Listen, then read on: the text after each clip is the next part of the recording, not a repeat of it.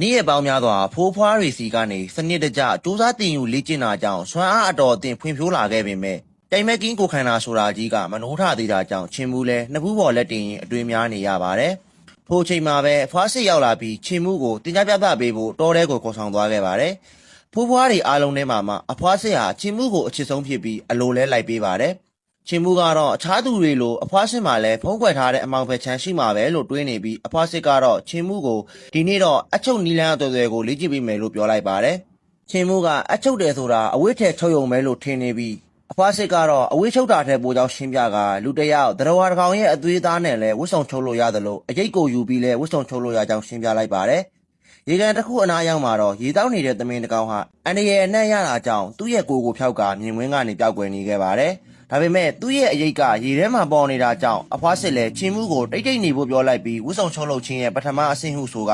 သွေးသားတစ်ခုကိုအချီဖြစ်ပြောင်းလဲပြီးအရေးစီပစ်လိုက်ပါတယ်။ချက်ချင်းဆိုသလိုသမင်ရဲ့မူလခန္ဓာကိုယ်ကြီးကပါရက်တန့်သွားပြီးလှုပ်လို့မရဖြစ်သွားခဲ့ကဝိညာဉ်၃ပါးကစိတ်ဆွမ်းရင်ကိုထိန်းချုပ်လိုက်ပြီးကြံဝိညာဉ်9ခုကတော့ခန္ဓာကိုယ်အတွင်းပိုင်းကခြေဆွမ်းရင်တွေကိုထိန်းချုပ်လိုက်ကြပါတယ်။ထို့နောက်အဖွားစစ်ကဒီဝိညာဉ်10ခုစလုံးကိုထိန်းချုပ်နိုင်သွားရင်တရဝါတိုင်းရဲ့စိတ်ဝိညာဉ်စွမ်းအားကိုလိုသလိုအသုံးပြုနိုင်ကြောင်းရှင်းပြနေခဲ့ပါတယ်။ချင်းမှုလဲစာအုပ်နဲ့ခဲတံကိုယူကတိတိကျကျမှတ်သားနေပြီးအဖွားစစ်ကတော့ဒုတိယအဆင့်အနေနဲ့အရေးနဲ့ခန္ဓာကိုပိုင်းခြားပြီးမော်ဆန်နဲ့အချုပ်နီးနဲ့အရေးထဲကနေဝှဆုံကိုထုတ်ယူရမှာဖြစ်ပါတယ်။ဝှဆုံထုတ်ယူတဲ့ဆိုတာဟာလည်းအပိတိုင်ထုတ်ယူတာမျိုးမဟုတ်ပဲအငှားသဘောသာဖြစ်တာကြောင့်လွတ်ပေးလိုက်တာနဲ့တမင်ကအကောင်းတိုင်းပြန်ဖြစ်သွားခဲ့ပါတယ်။ဒါပေမဲ့ဝှဆုံမော်ကထိန်းချုပ်အပ်မရှိတော့ရင်တော့အရေးဟာသူ့ရဲ့ခန္ဓာကိုယ်မတွေ့မချင်းလိုက်ရှာနေတော့မှာဖြစ်ပါတယ်။ထို့နောက်ဝှဆုံကိုခြုံပေးလိုက်ရာချင်းမှုဟာလည်းအမီးတွေထွက်လာကလှပတဲ့တမင်တစ်ကောင်အဖြစ်ကိုချက်ချင်းပြောင်းလဲသွားခဲ့ပါတယ်။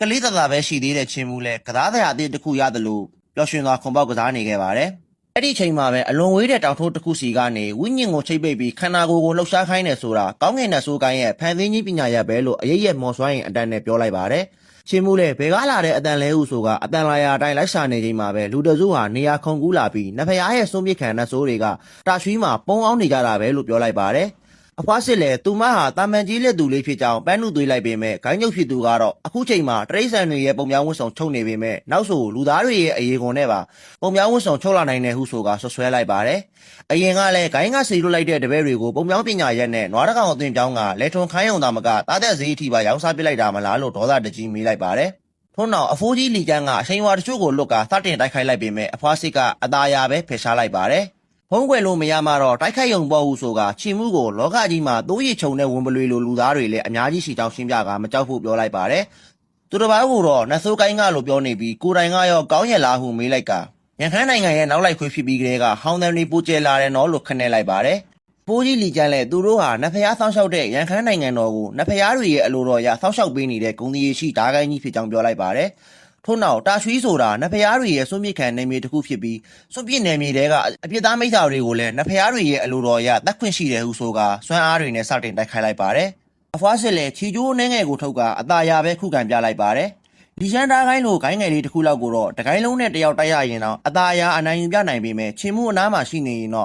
့စိတ်ဖြောင်းဖြောင်းနဲ့တိုက်လို့မရတာကြောင့်ရွာကိုပြန်မှုပြောလိုက်ပါတယ်။အဖိုးကြီးလီကျန်းလဲဝိညာဉ်တတိသားဆင်းရှိတဲ့တပည့်9ယောက်ကိုဆေလွတ်ကချင်းမှုနောက်ကိုလိုက်သွားပြီးခေါင်းကိုဖျက်ယူလာဖို့အမိန်ပေးလိုက်ပါတယ်။အဖွားစစ်လည်းချီကျိုးတွေနဲ့တားဆီးဖို့ပြင်လိုက်ပေမဲ့ဖျက်ဆီးခံလိုက်ရပြီးနောက်လီကျန်းသားကိုင်းကအကြီးအကဲတွေနဲ့စတင်တိုက်ခိုက်ရပါတယ်။သွေးအေးနဲ့ရက်ဆက်တတ်တဲ့အဖွားစစ်လည်းအခုလိုမတိုက်ခိုက်ရတာကြာပြီဟုဆိုလိုက်ပြီး9ယောက်လုံးကိုအရေးကုန်ခွာပြီးဝှဆုံချုပ်ပစ်မယ်လို့ပြောလိုက်ပါတယ်။ချင်းမှုကတော့ခုချိန်ထိတရေသားမဖွဲ့နိုင်သေးတာကြောင့်အဆန်းကုန်ကြိုးစားပြေးနေပေမဲ့အလင်းမြန်မဲ့မိလာကြတဲ့လီကျန်းကိုင်းသားတွေဟာကုန်းပေါ်ကသာမကရေထဲကနေပါလိုက်လံပြီးပိတ်ဆို့ဖမ်းဆီးဖို့ကြိုးစားနေကြပါတယ်။တစ်ဖက်မှာလည်းအဖွားစစ်နဲ့ဓာကိုင်းကအကြီးအကဲတွေဟာအစွမ်းကုန်တိုက်ခိုက်နေတာကြောင့်ပောက်ကွဲတံတွေတောအတွင်းပြန့်နှံ့နေပြီးချင်းမှုလည်းရွာကိုအမြန်ပြန်ပြီးအဖိုးတွေကိုအကူအညီတောင်းရမယ်လို့တွေးနေပါတယ်။ဒါပေမဲ့အနောက်ကလိုက်မိလာတဲ့လီကျန်းကိုင်းသားတွေစီကနေမျက်ခြေဖြတ်ဖို့အကြံထုတ်နေရပြီးမြစ်ကြောင်းတိုင်းပြေးနေရင်တော့မကြခင်ဖမ်းမိသွားမှာပဲဟုဆိုကတောအတွင်းကွေ့ဝင်လိုက်ပါတယ်။ရေထဲကတပည့်တွေလည်းကုန်းပေါ်တက်လိုက်လာပြီးဖမ်းမိတော့မလို့ဖြစ်သွားချိန်မှာတော့ရေတောင်းနေတဲ့သမင်အုပ်တစ်ခုစီဝင်ကမျက်ခြေဖြတ်လိုက်ပါတယ်။လီကျန်းကိုင်းကတပည့်တွေလည်းသမင်အုပ်ထဲမှာချင်းမှုကိုလိုက်ရှာနေရပြီးအကျဉ်းသားတရားကင်းမဲ့တဲ့ဆရာတူအကိုကြီးဆိုသူကအချိန်ဆွဲနေတာမကောင်းမှုဟုဆိုကသမင်အားလုံးကိုတက်ပြစ်ဖို့ပြောလိုက်ပါတယ်။ထို့နောက်တကောင်ကြီးစီလိုက်လံတက်ခတ်ရာဝယုံလုံးကားဖြစ်နေတဲ့သမင်အုပ်ကြားကနေရှောင်းရင်တင်းရင်ဓာချက်တစ်ချက်ထိသွားတဲ့ချင်းမှုလည်းအဝေးကိုဖောက်ထွက်ဖို့ကြိုးစားလိုက်ပါတယ်။ထို့အချိန်မှာပဲတပည့်အားလုံးလည်းတတိထားမိသွားပြီးမိန်းကလေးတပည့်ဖြစ်သူကချင်းမှုကိုလိုက်လံတိုက်ခိုက်ကဓာတ်ကိုကျိုးမြင့်တွေနဲ့အတူလိုသလိုထိန်းချုပ်တိုက်ခိုက်နေတာကြောင့်သမင်ခန္ဓာနဲ့ချင်းမှုလည်းရှောင်းတင်းရခက်နေခဲ့ပါတယ်။ လူသားခန္ဓာကိုဘလို့ပြန်ပြောင်းရမလဲမသိတဲ့ချင်းမှုလဲအချုပ်ရနေရနဲ့ဓာတ်ချီကိုဝင်တိုးလိုက်ပြီးတမင်ခန္ဓာတွေကနေဖောက်ထွက်လိုက်ပါတယ်ချင်းမှုလဲထူးဆန်းတဲ့မြင်ကွင်းကြောင့်ခဏထာငေးကြည့်နေတဲ့တပည့်မလေးကိုရှောင်းကအလင်းမြန်မဲ့ထွက်ပြေးဖို့ကြိုးစားလိုက်ပါတယ်မျိုးသမီးတပည့်လည်းငါလက်ကနေမလွတ်ပါဘူးဟုဆိုကဓာတ်တစ်ချက်ပစ်လိုက်ပြီးအားလုံးကထီသွားတယ်ထင်ကြပေမဲ့တိုင်မောင်များစွာတင်မှုတဲ့ချင်းမှုကတော့ဓာတ်ကိုအသာရပဲဆောင်ပြလိုက်ပါတယ်ထို့နောက်မျိုးသမီးတပည့်လည်းတအိမ်တစ်ခုတည်းကဓာတ်ပေါင်းများစွာကိုထုတ်ယူလိုက်ပြီးဝိညာဉ်ကျိုးမြင်တွေနဲ့ထိန်ချုပ်ကအဆက်မပြတ်လိုက်လံတိုက်ခိုက်တာကြောင့်ချင်းမှုလည်းအမျိုးသမီးရဲ့စွမ်းအားကိုအံ့အားသင့်နေရပါတယ်ဓာတ်အတော်များများကိုရှောင်တိန်နိုင်နေပေမဲ့လည်းအချို့သောထားချက်တွေကိုတော့မရှောင်နိုင်ဖြစ်ကခန္ဓာကိုယ်ကိုလာရောက်ထိမှန်ကြပါတယ်ဒါပေမဲ့ဗပဲဖူးဖူးကချင်းမှုကိုတန်မာစေဖို့ကီလို90လောက်ရှိတဲ့တန်ကြပ်ဝတ်တွေကိုတကောလုံးဆင်ပေးထားတာကြောင့်နာကျင်ုံများသာဖြစ်စေပြီးထိခိုက်မှုမရှိတာကြောင့်ချင်းမှုလည်းဓာတ်တွေကိုပြန်ကန်ထုတ်နေလိုက်ပါတယ်ချက်ဝတ်တွေမပါရင်ပူပေါ်ပါပြီးမြ мян ဆန်ဆန်ပြီးနိုင်လိမ့်မယ်လို့အကြံရသွားတဲ့ချင်းမှုလဲဓာတ်တွေကိုကန်ထုတ်ရင်တကောလုံးမှာရှိတဲ့ဒိုင်းငါတွေကိုဖျက်ဆီးလိုက်ပါတယ်အဲ့ဒီနောက်ကြောင်တကောင်လုံးပေါ်ပါသွားတဲ့ချင်းမှုလဲဓာတ်တွေကိုအသာရဆောင်ပြကထွက်ပြေးနေခဲ့ပါတယ်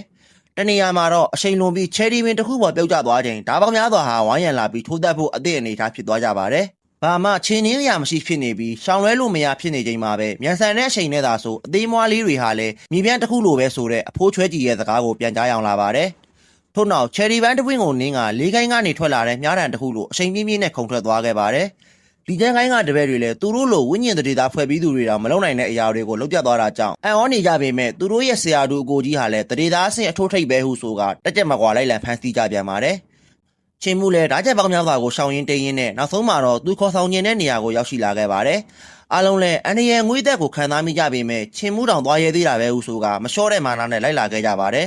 တောင်ထုတ်တစ်ခုနားမှာတော့တာရဲကြီးတစ်ကောင်ရဲ့လက်သေးကုတ်ရကြီးကိုမြင်လိုက်ရချိန်မှာတော့အားလုံးလဲတုန်လှုပ်သွားခဲ့ကြပြီးချင်းမှုကတော့တစုံတစ်ခုကိုလိုက်လံရှာဖွေနေကထိုချိန်မှာပဲသူ့နောက်ကနေကြီးမားတဲ့တာရဲကြီးတစ်ကောင်ရဲ့နှဆိုးမျက်လုံးကြီးတစ်လုံးဟာပွင့်လာခဲ့ပါတယ်